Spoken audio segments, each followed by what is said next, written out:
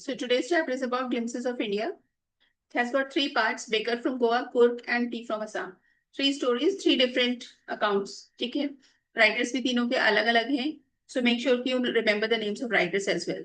Baker from Goa is Lucio Rodriguez.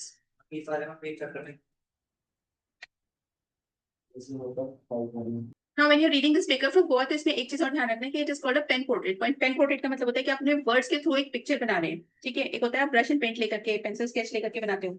एक है कि you are painting the picture with your words. So this is basically a pen portrait of a traditional Goan village baker who still has an important place in the society. So our elders are often heard reminiscing nostalgically about those good old Portuguese days. The Portuguese and their famous loaves of bread. Those eaters of loaves might have vanished, but the makers are still there. We still have amongst us the mixers, the molders, and those who bake the loaves. Those age-old, time-tested furnaces still exist. The fire in the furnaces has not yet been extinguished. So the writer Lucio Rodriguez tells us कि elders are often, मतलब हमारे elders जो हमारे बड़े बुजुर्ग हैं, अक्सर हम उनको सुनते हैं कि वो पुराने दिनों को बहुत ही प्यार से याद करते हैं. They think fondly about those good old days. And these Portuguese and their famous loaves of bread. Goa जो थी for a long time it has been ruled by Portuguese. काफी टाइम तक पोर्टुगीज ने वहां पे रूल किया है. एंड एज ए रिजल्ट वहां पे पोर्टुगीज कल्चर का भी काफी इन्फ्लुएंस हमें देखने को मिलता है. वहां पे पोर्टुगीज स्टाइल बिल्डिंग्स हैं.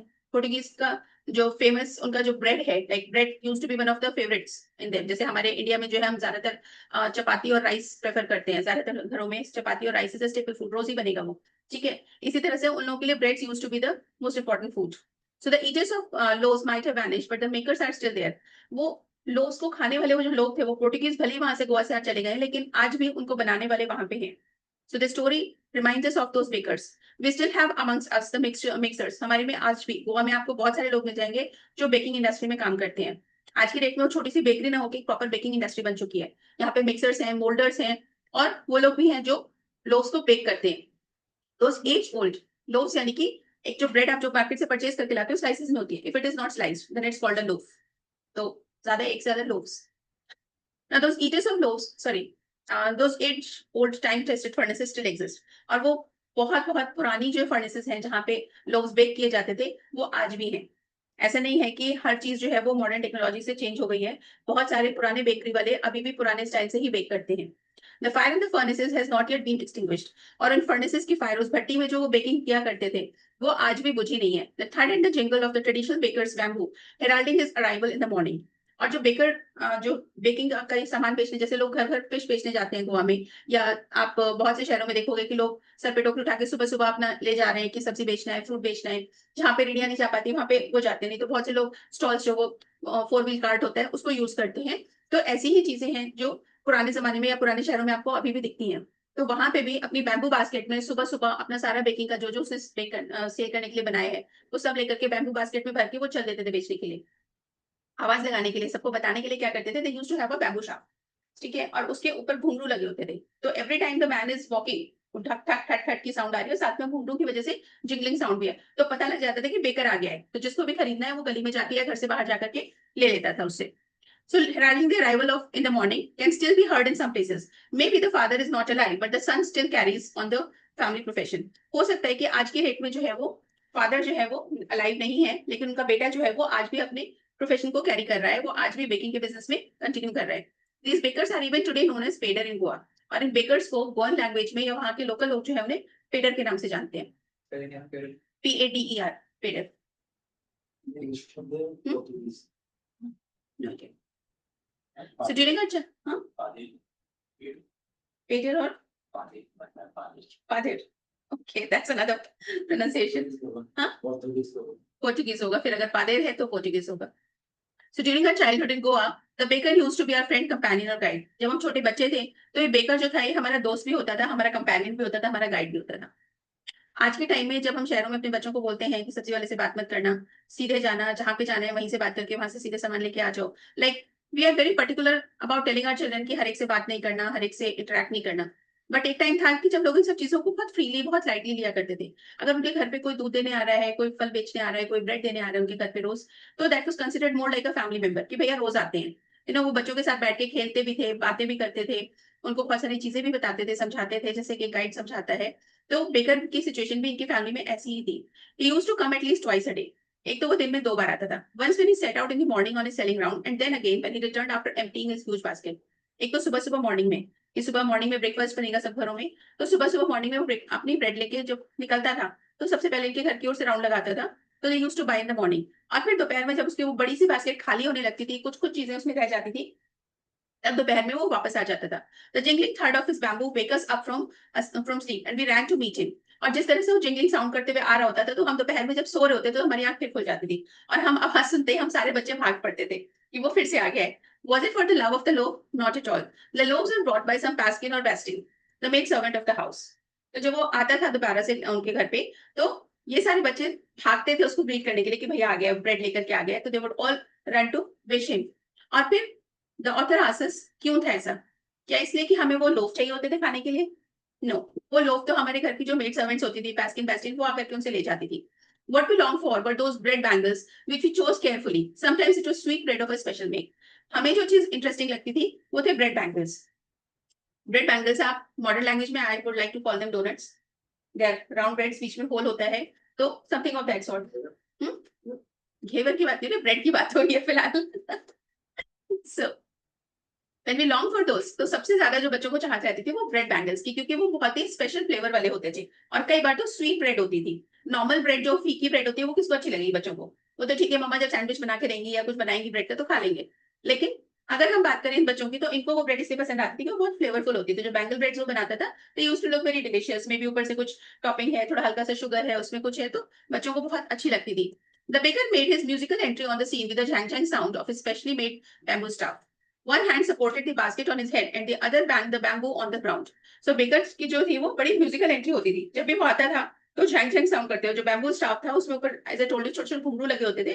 तो वो जब आता था तो वो साउंड ऑलरेडी दूर से ही सुनाई देती थी कि he is on his way to the space. एक हाथ से वो अपनी बास्केट को सपोर्ट करता था और दूसरे हाथ से वो बैम्बू का जो स्टाफ था उसको ठट ठट करते हुए चलता था. He would greet the lady of the house with good morning and then place his basket on the vertical bamboo. और यूजुअली वो क्या करता था, जब वो किसी भी घर में जाता था तो सबसे पहले वो गुड मॉर्निंग विश करता था उनके वहां पे लोगों को. And then place his basket, फिर अपनी बास्केट को वो जो वर्टिकल बैम्बू स्टाफ होता था उसके ऊपर से बैलेंस करता था. और बैलेंस करता था तो वो लोग देखते देखते इसमें कौन सी ब्रेड है, कौन सी आज उनको चाहिए, राउंड चाहिए कि हॉट डॉग वाली चाहिए. ब्रेड्स की तो बहुत सारी वैरायटी की आती है, तो कौन सी वाली चाहिए, किस तरह का लोफ आज उनको क्या बनाना है. अभी तो बहुत सारे और ऑप्शंस आ गए हैं. That's what how you balance it. वही तो आर्ट है. एक ही होती थी. So this person would say good morning. He would greet the lady of the house. और उसके आते के साथ ही सारे बच्चे जो थे वो भी आसपास इकट्ठा हो जाते थे. We kids would be pushed aside with a mild rebuke. हमें हल्के से डांट दिया जाता था कि पीछे हट जाओ. And the loaves would be delivered. और loaves जो थे वो निकाल करके हमारे सर्वेंट्स को दे दिए जाते थे. But we would not give up. लेकिन हम बच्चे कहाँ पीछे छोड़ने वाले थे. तो हम लोग क्या करते थे, we would climb on a bench or a parapet. हम कहीं आसपास जो भी कुछ बाउंड्री होती थी, कोई छोटी सी दीवार है या कोई बेंच पड़ी है, हम उसके ऊपर चढ़ करके झांकने की कोशिश करते थे कि उस बास्केट में आज क्या क्या है. Somehow I can still recall the typical fragrance of the loaves. और somehow मुझे आज भी वो fragrance जो loaves जो freshly bread जो बेक होके आती थी उसकी खुशबू मुझे आज भी बहुत अच्छे से याद आती है. Loaves for the elders and bangles for the children. बड़ों के लिए loaves होते थे और बच्चों के लिए वो bread bangles होते थे. Then we did not even care to brush our teeth or wash our mouths properly. और जब वो हमें मिल जाते थे तो हमें इस बात की भी परवाह नहीं रहती थी कि हमें ब्रश करना है या माउथ ठीक से धोना है. And why should we? क्यों हो? Who would take the trouble of plucking the mango leaf for the toothbrush? And why was it necessary? The tiger never brushed his teeth. Thought he could wash and clean up everything so nicely after all. So the author realizes and he recalls कि वो उनको इतना अच्छा लगता था bread bangles बच्चों को कि वो इस बात की भी बॉदर नहीं करते थे कि हमें पहले ब्रश करना है. और वैसे भी मैंगो लीफ कौन तोड़ने जाए फिर आकर के उसका टूथब्रश बना करके उससे साफ करने अपने दांत. May be go they use mango leaf for clean their teeth. So he says कि after all does a tiger ever brush his teeth? जब टाइगर नहीं करता तो हमें क्या जरूरत है. And after all hot T could wash and clean up everything so nicely. सारा ब्रेड खाने के बाद हॉट टी पी ली तो उससे सारा मुंह अपने आप ही वॉश हो जाता था.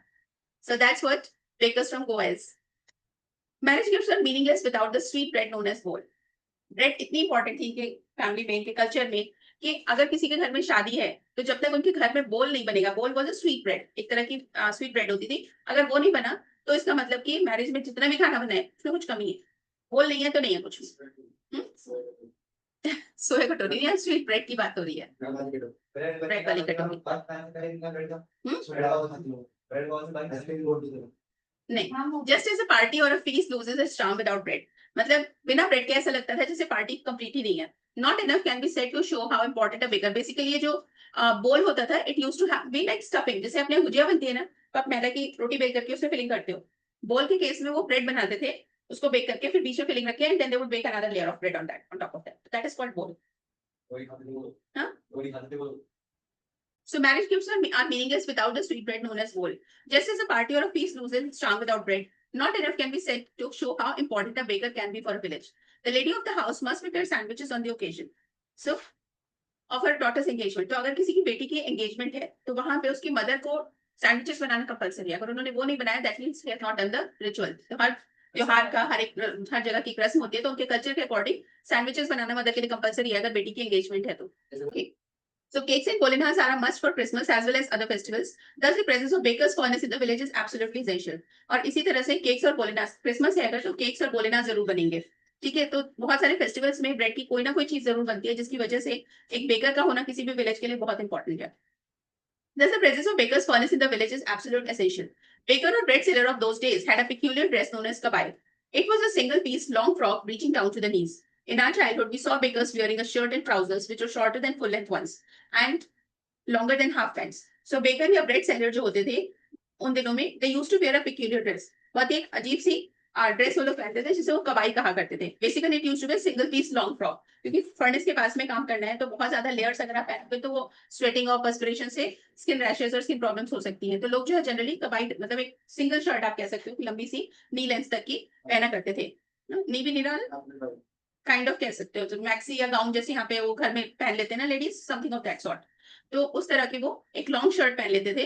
या फिर कुछ बच्चे जो थे वो सॉरी और कुछ बेकर जो थे वो शर्ट पहनते थे, लेकिन उनका जो ट्राउजर होता था वो छोटा होता था. मतलब पूरा फुल लेंथ का ना होकर के 3/4 लेंथ आप कह सकते हो. जैसे कैप्रीज हम पहनते हैं आज की डेट में, तो कैप्री आप इमेजिन कर सकते हो.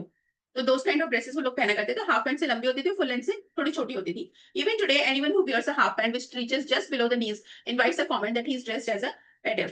सो आज भी अगर कोई इस तरह की ड्रेसेस पहनता है जो हाफ पैंट टाइप है लेकिन वो नीज तक पहुंच रही है, नीज से थोड़ी सी नीचे जा रही है, तो लोग कहते हैं क्या आज पेडर जैसी ड्रेस पहनी हुई है, तो पेडर बना हुआ है आज. तो इस तरह से लोग एक दूसरे को टीज करते हैं. The baker usually collected his bills at the end of the month. Monthly accounts used to be recorded on some wall in pencil.